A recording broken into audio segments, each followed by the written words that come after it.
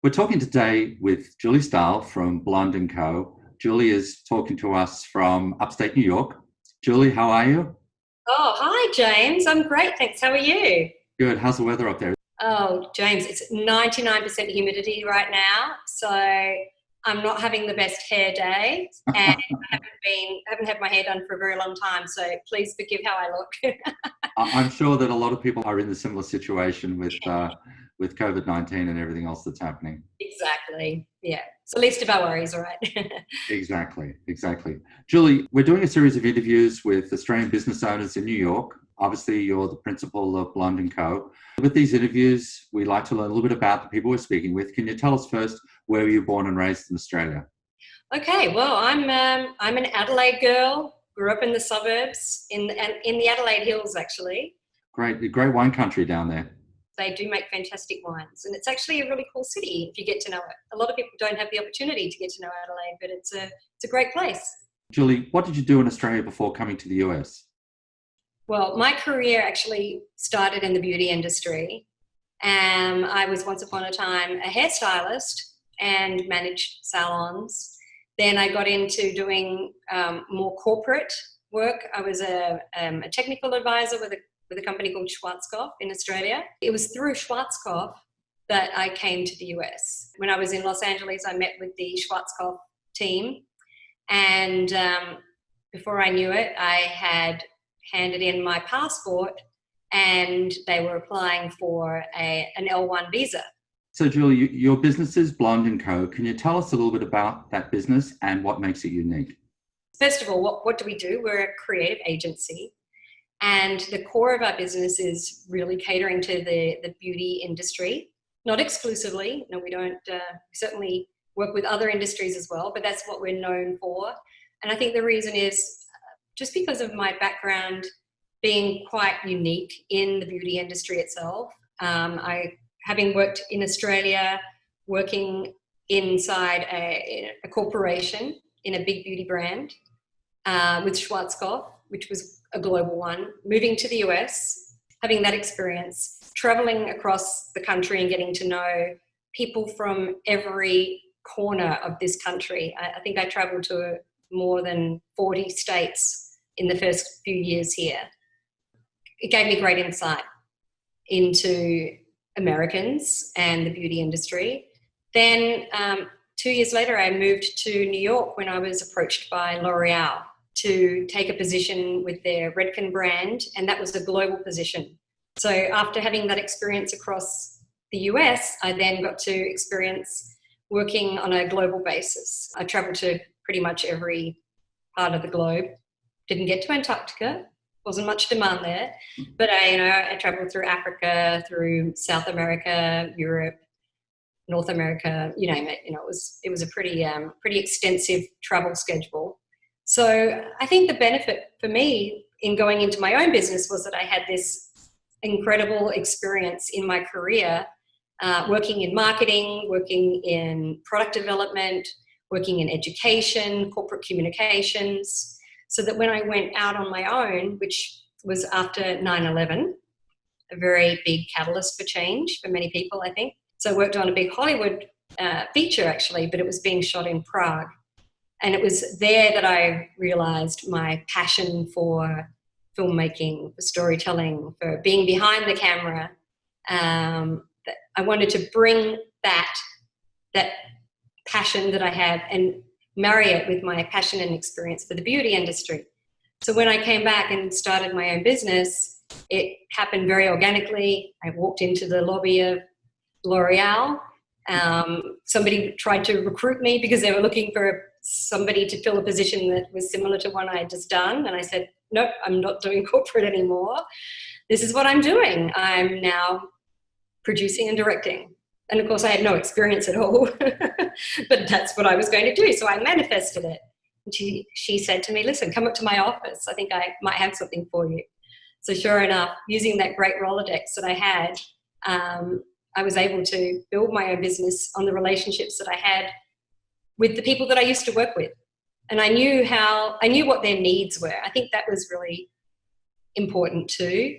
A lot of people in our business haven't had that experience of being on both sides. And it was definitely a big leg up, having been the client and now being the supplier, the provider of the service. So Julie, being Australian, do you feel that that gives you a competitive edge in New York? It's a good question, actually. I've been here so long now, and obviously I haven't lost my Australian accent. I think it does. I think there is definitely an advantage of being an Australian, and we're pretty well liked by Americans in general. In Australia, I think we're so well trained in business and also in crafting our careers. You have to be really good at what you do, and the funnel gets pretty narrow at the top. I think we have an amazing work ethic in Australia, and that translates very well here in the US. What I'd really like to understand, here you are running a creative agency in New York City. Yes. Can you talk to a little bit about how you as a business owner are keeping business continuity during COVID-19? So I've been in business now for, 17 years or so. We've had a very solid business for many years. And we're facing, obviously, a time where we can't really do a lot of the work that we would normally do, which is production. We have a studio, so we can't shoot in the studio right now. So we're losing all our studio rental income. We can't do production right now. We're working towards that, but right now we can't. However, there are always things that you can do, even during this crisis. And one of the things I think you need to do is just think about, what is the worst thing that can happen? And, for the next few months, revenue is going to be down. That's fine. Let's use this time productively and think about what is our business going to be in the second half of this year. And let's tailor our business to what the new needs are going to be and the way that people will be doing business. So we've spent a lot of time really thinking about what that could look like and brainstorming within our team. We've also worked with clients to find ways to upcycle older campaigns, come back with a whole new, fresh approach to a campaign that they've done in the past.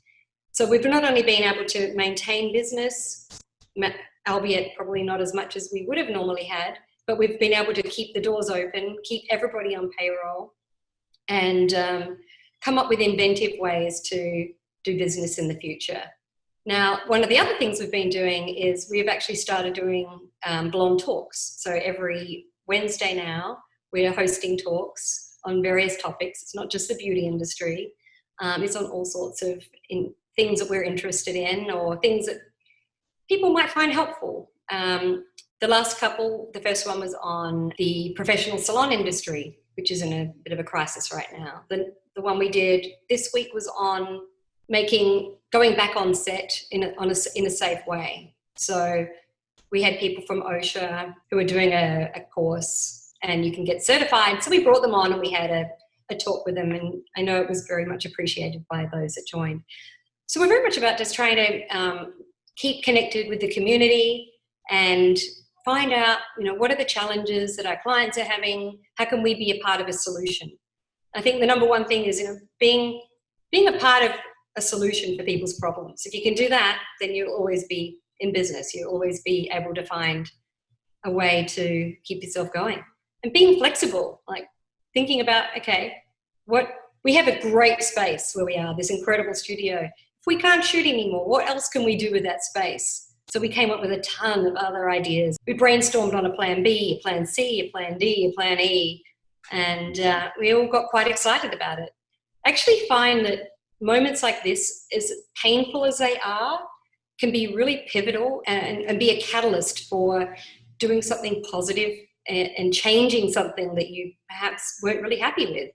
So Julie, I know you're involved with a number of different internal initiatives. Can you tell us a little bit about one of them, Blonde Cares? Doing work that is altruistic is also a big part of Blonde. We really are very passionate about everything that we do, and we like to do some of the things that are not necessarily paid work either. things that we're interested in, whether it's arts, whether it's social causes, helping. Last year we did a big program with the LGBTQ plus community. We did breast cancer survivor advocacy. We've done anti-domestic violence. One of the events that we're planning to do is actually for the frontline workers as well. When this is all over, we want to create an event where we can say thank you and bring in a lot of our beauty network and pamper these people that have been there on the front lines. In fact, we've talked about doing one of our events there at some point. It's such a wonderful space. Oh, we would love that. I think that's one of the things about Blonde is that, we're really not just we're not a company with people, we're a community, and our studio space is a big part of who we are as well. It's much bigger than a person. I don't know, it's very, you've been there, James, but there's something about the energy of the space, and it's very, very special, and it's very sad that we're not there right now. But when we are, and when we can be all back in there, we will be very safely having our events again and having people in and sharing that spirit. Well, I'm looking forward to it. Julie, I want to thank you for all the great work you do. Obviously, to be able to build an organization the size of yours in New York City in such a competitive market, you're obviously doing many great things. And also to the great work you do, as you said before, with Blonde Cares. These are great initiatives. So I would like to wrap it up there if we can, let you get back to your day. I know that you've got a few things to do, and say thank you very much. And, we just really appreciate you spending the time with us today. Thank you. Thank you, James. It's been such a pleasure to talk to you today and share a little bit of our Blonde story. Great. And be safe. You be safe too. Be well, be safe.